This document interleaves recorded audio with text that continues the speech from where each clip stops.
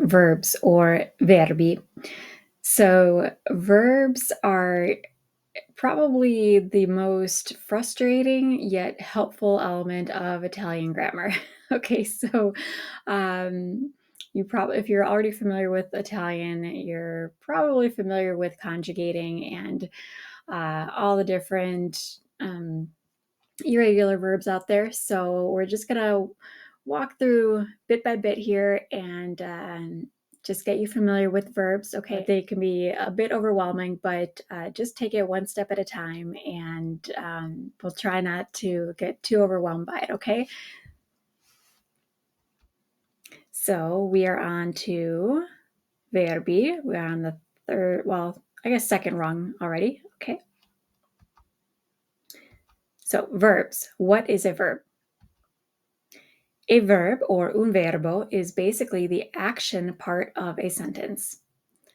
Okay, so for example, I run home. Okay, the verb would be run. You have a book. The verb would be have. And he is a boy.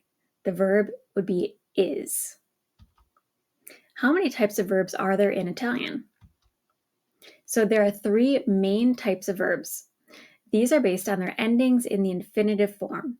So we have ARE verbs, ERE verbs, and IRE verbs. For example, an ARE verb would be andare, to go. Andare. You could see the ARE here ending. An ERE would be essere, to be. Essere, ERE. And IRE, dormire, to sleep. Dormire. And there's the IRE there on the ending.